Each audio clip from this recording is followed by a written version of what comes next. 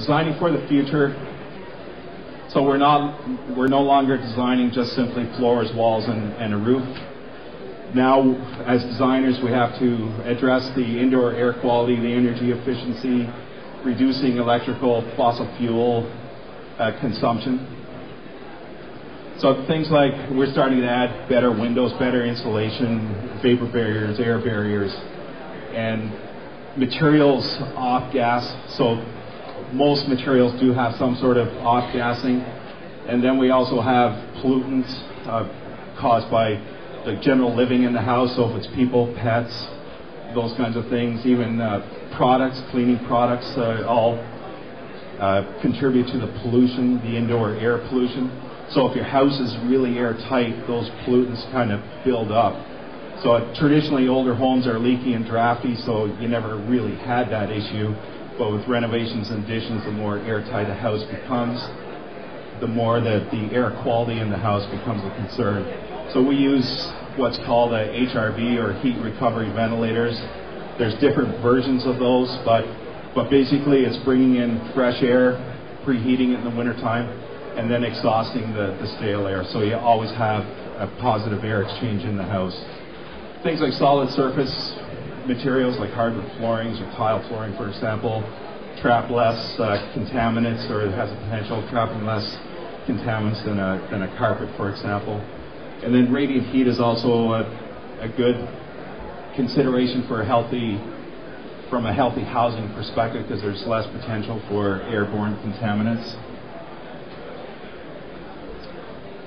One of the challenges is, especially as a consumer, now we have so many choices, and it can become confusing. So we also have software we can utilize to help make some informed decisions. Software where we can compare energy costs, so we can look at the quantity of windows in a house, the orientation of the house, roof overhangs, different heating systems, whether it's propane, geothermal, natural gas, and then you can do a comparison. This is just one example we broke out. So we were comparing or utilizing propane as a heat source and electricity. So that's annual consumption of almost 300 gallons of propane in this particular example. So we ran 4 different types of scenarios for the home, and then basically it estimates the energy cost for each option. So as a consumer, at least you can look at the cost plus benefit for each, and then perhaps the payback of certain options as well. Water efficiency. So our resources are starting to be stressed. So obviously conserving water. So low flush toilets or dual flush toilets, faucets, appliances to help conserve water. Both as designers and consumers, we should be conscientious of what we use for cleaning products. So what are we dumping back into the ground?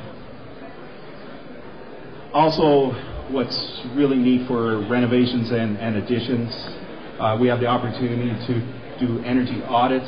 It's actually a federally and provincially sponsored program. It's by NRCan, and it's called the Eco Energy Retrofit Program, and it's designed to help us make responsible choices. So basically, an energy auditor comes out to your house.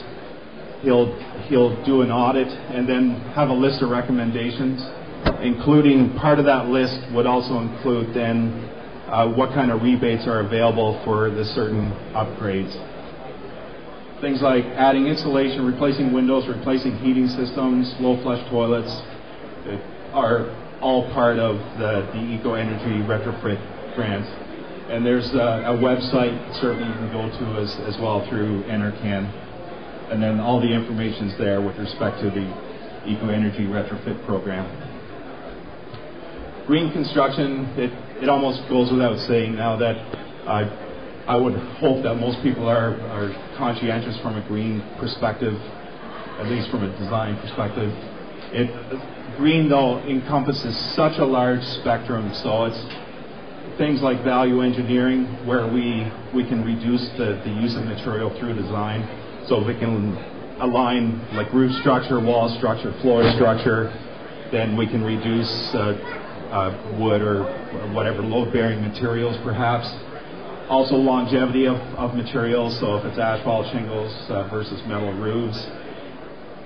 Material source, where does it actually come from? So if we have a raw material that's produced in Canada, shipped to China, and the product comes back to Canada, does that really make sense from an environmental perspective?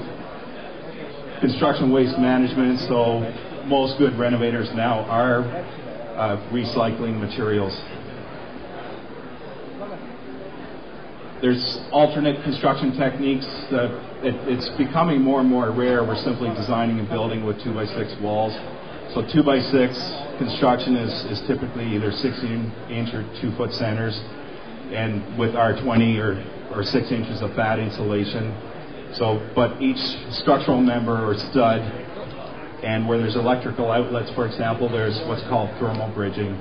So all of a sudden an R20 wall on average becomes more like R12, R15. So simply by wrapping a house with a blanket of insulation, we can reduce the thermal bridging and make the structure that much more energy efficient.